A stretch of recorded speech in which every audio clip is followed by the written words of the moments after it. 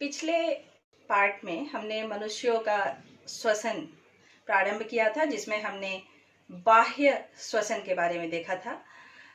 इस पार्ट में आज हम कोशिकीय श्वसन यानी आंतरिक श्वसन के बारे में जानेंगे। आंतरिक श्वसन में हम देखेंगे कि कैसे ग्लूकोज कार्बन डाइऑक्साइड जल तथा ऊर्जा में बदलता है, तथा यह भी जानेंगे कि वायवीय और अवायवीय श्वसन क्या होता है। इसके अलावा इस पाठ पर से आधारित जितने भी इम्पोर्टेंट प्रश्न हैं उन प्रश्नों को भी हम देखेंगे और बोर्ड एग्जाम में आने वाले इम्पोर्टेंट क्वेश्चंस को भी हम जानेंगे।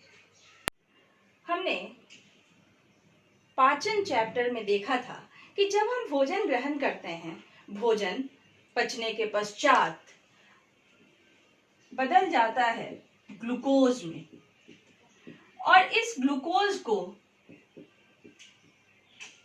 हमारी कोशिकाओं तक स्वांगीकरण विधि द्वारा पहुंचाया जाता है। तो हमने पिछले वीडियो में देखा था कि जब हम सांस लेते हैं तो श्वसन के पश्चात वायु जो है वह कुपिकाओं तक पहुंचता है और कुपिकाओं के ऊपर रक्त का घना जाल रहता है। हमारे रक्त में हीमोग्लोबिन पाया जाता है और हीमोग्लोबिन में मुख्य रूप से लौह यानी आयरन पाया जाता है। एक हीमोग्लोबिन मॉलिक्यूल ऑक्सीजन के 4 मॉलिक्यूल को लेकर उसे कोशिकाओं तक पहुंचाता है। अब हुआ क्या, हमने भोजन किया, भोजन ग्लूकोज में परिवर्तित हुआ, इस ग्लूकोज को स्वांगीकरण विधि द्वारा हमारी कोशिकाओं तक पहुंचाया गया। ये हमारी कोशिका तक इस ग्लूकोज को पहुंचाया गया। हमने सांस लिया, सांस लेने के पश्चात ऑक्सीजन जो वायु के द्वारा हमने ग्रहण किया, उस ऑक्सीजन को रक्त के द्वारा, यहाँ स्वांगीकरण की भी जो विधि होती है वह भी रक्त के द्वारा ही होती है। रक्त ही पचे हुए भोजन यानी ग्लूकोज को कोशिकाओं तक पहुंचाता है। ठीक उसी प्रकार यहाँ ऑक्सीजन को भी रक्त, और इस रक्त में वहां हीमोग्लोबिन पाया जाता है, वह हीमोग्लोबिन यहाँ से ऑक्सीजन को कोशिकाओं तक पहुंचाता है। अब यहाँ भोजन आया, भोजन का रूप क्या था, C6H12O6, ये ग्लूकोज का सूत्र होता है, और ऑक्सीजन जिसका सूत्र होता है O2। जब ग्लूकोज और ऑक्सीजन आपस में मिलते हैं तो यहां एक रासायनिक प्रक्रिया होती है, और रासायनिक प्रक्रिया के पश्चात यह ग्लूकोज बदल जाता है कार्बन डाइऑक्साइड प्लस जल प्लस ऊर्जा। यहाँ ऊर्जा एटीपी के रूप में पाया जाता है। हमारे शरीर में जो ऊर्जा, एनर्जी करेंसी कहते हैं, वह एटीपी होता है। एटीपी का फुल फॉर्म होता है एडिनोसिन ट्राइफॉस्फेट। तो यहाँ जब ग्लूकोज का एक अणु ऑक्सीजन के 6 अणु के साथ मिलता है तो यह 6 कार्बन डाइऑक्साइड, 6 जल तथा ऊर्जा उत्पन्न करता है। इस पूरी प्रक्रिया के दौरान हमने देखा कि किस प्रकार भोजन ऑक्सीजन के साथ मिलकर ऊर्जा उत्पन्न करता है। जो हमारे शरीर को ऊर्जा चाहिए होती है वह ऊर्जा यहां से हमें मिलती है। अब हम अपने कोशिकीय श्वसन को आगे बढ़ाते हुए देखते हैं कि यह जो कोशिकीय श्वसन है वह किस प्रकार और कितने प्रकार से होता है। अब जैसा कि हम जानते हैं कि मनुष्यों और पौधों दोनों ही कोशिकाओं को ऊर्जा की आवश्यकता होती है, तो यहाँ ग्लूकोज जिसका सूत्र होता है C6H12O6, यानी ग्लूकोज के एक अणु में कार्बन के 6 परमाणु पाए जाते हैं। ग्लूकोज जो कि कोशिका में उपस्थित होता है वह सबसे पहले कोशिका द्रव में, यहाँ हम देखेंगे कि कोशिका द्रव कोशिका में मुख्य रूप से, अगर हम वर्ग नवम का कोशिका चैप्टर को याद करें तो वहाँ कोशिका में मुख्य रूप से कोशिका द्रव्य, केंद्रक और विभिन्न कोशिका अंगक पाए जा रहे थे, जिसमें माइटोकॉन्ड्रिया भी एक अंगक था, जिसे हम powerhouse of the cell यानी कोशिका का ऊर्जा बैंक कहते थे। तो यहाँ पहली जो प्रक्रिया होती है श्वसन की, वह प्रक्रिया कोशिका द्रव्य में होती है। कोशिका द्रव्य में 6 कार्बन वाला ग्लूकोज यानी 6 कार्बन वाला जो अणु है वह सबसे पहले बदल जाता है पाइरुवेट में, जो कि 3 कार्बन वाला कार्बन कंपाउंड होता है।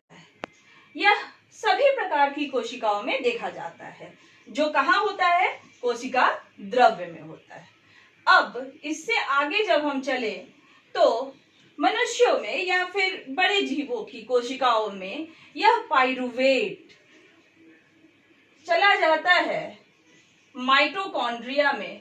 माइटोकॉन्ड्रिया जिसे powerhouse of the cell कहते हैं, वहां जाकर यह बदल जाता है 6CO2 6H2O प्लस 38 ATP। यहाँ ध्यान देंगे हम, चूंकि बोर्ड एग्जाम में कुछ ऑब्जेक्टिव प्रश्न भी रहते हैं तो वहां यह पूछा जाता है कि कोशिकाओं में एटीपी उत्पन्न होता है, कितने एटीपी के अणु उत्पन्न होते हैं?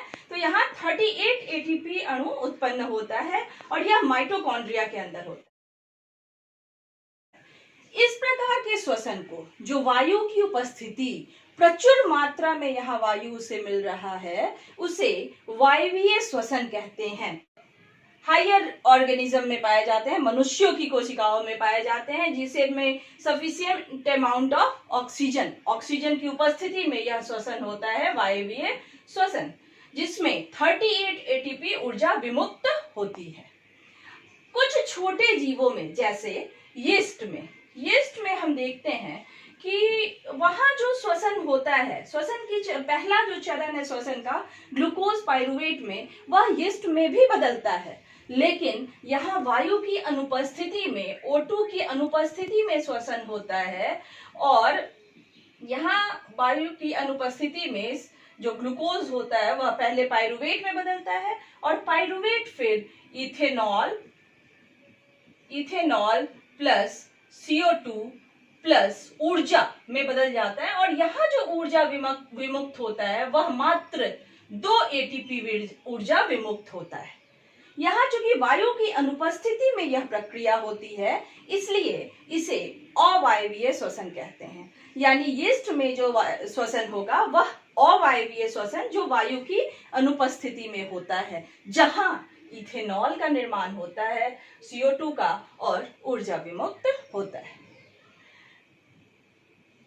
तीसरे प्रकार की जो श्वसन होती है, कभी कभी जब हम एक्सरसाइज करते हैं या बहुत ज्यादा जब दौड़ते हैं, तो उस केस में हम देखते हैं कि हमारे मसल्स जो हैं वो दर्द करने लगते हैं, मसल्स क्रैम्प्स हो जाता है। तो आखिर हम क्या करते हैं उस समय फिर मसल्स दर्द होता है तो उसे हम दबाते हैं।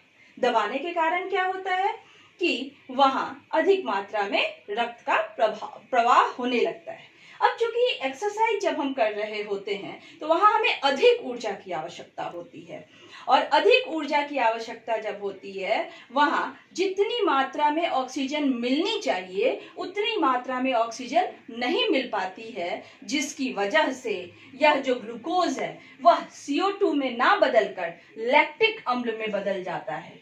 लैक्टिक अम्ल हमारे मसल्स में जाकर जमा हो जाता है, और उसी लैक्टिक अम्ल के जमा होने के कारण यहाँ हमें दर्द महसूस होता है। यहाँ जो ऊर्जा निकलती है, चूंकि यहाँ ऑक्सीजन की कमी हो जाती है, जितनी अधिक मात्रा में ऑक्सीजन मिलनी चाहिए थी उतनी ऑक्सीजन की मात्रा नहीं मिल पाती है, इसलिए यहाँ भी ऊर्जा जो विमुक्त होता है वो मात्र 2 एटीपी ऊर्जा विमुक्त होता है। और यहाँ वायु की कमी यानी ऑक्सीजन जितनी मात्रा में मिलनी चाहिए थी उतनी नहीं मिल पाती है। तो यहाँ हमने इस प्रक्रिया में देखा कि ये दोनों श्वसन जो है वो अवायवीय श्वसन यानी वायु की कमी या वायु की अनुपस्थिति में श्वसन होता है, उसे अवायवीय श्वसन कहते हैं। और जो वायु की उपस्थिति में श्वसन होता है उसे वायवीय श्वसन कहते हैं। वायवीय श्वसन में अधिक मात्रा में ऊर्जा उत्पन्न होता है, जबकि अवायवीय श्वसन में कम मात्रा में ऊर्जा विमुक्त होता है।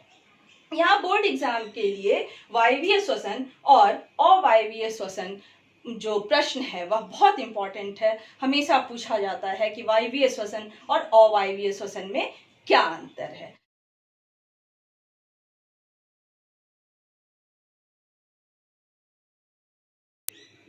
हमने वायवीय और अवायवीय श्वसन के बीच अंतर देखा।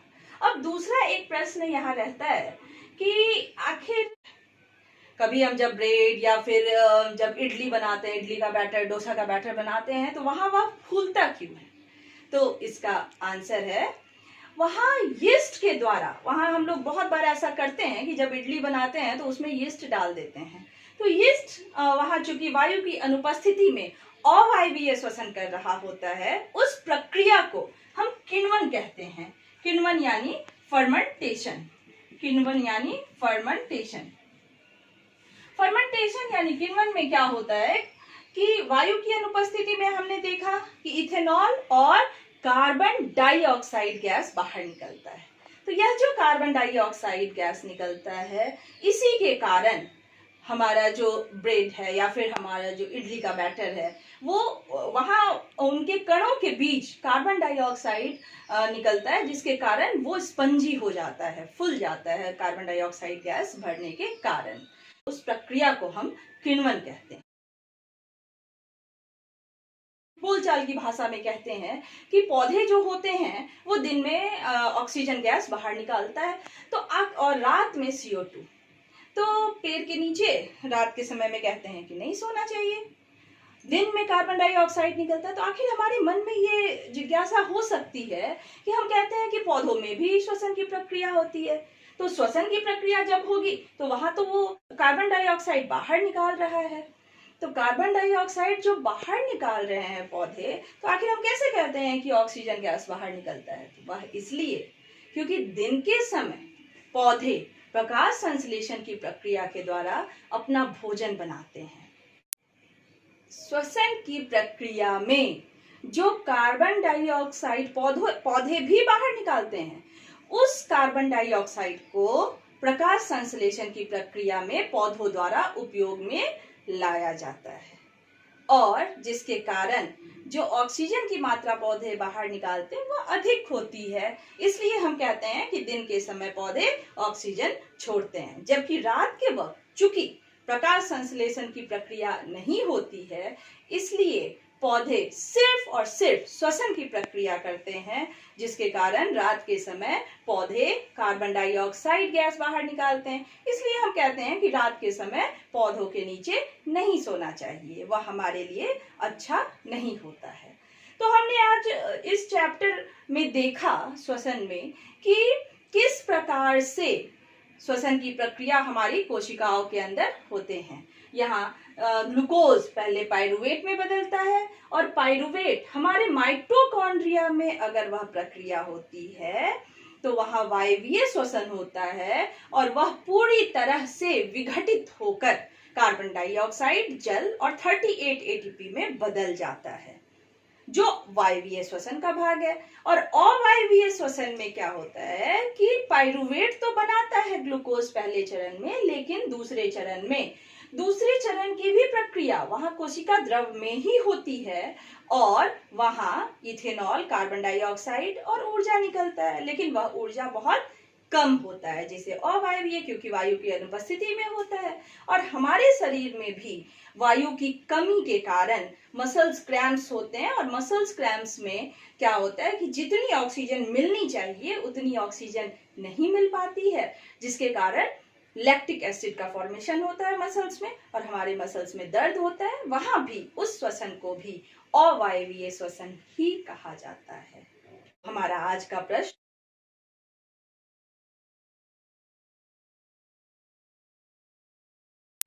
इस तरह से श्वसन चैप्टर से, जो कि 2 भागों में है, इससे अगर किसी भी तरह का प्रश्न हो तो आप कमेंट करके पूछ सकते हैं।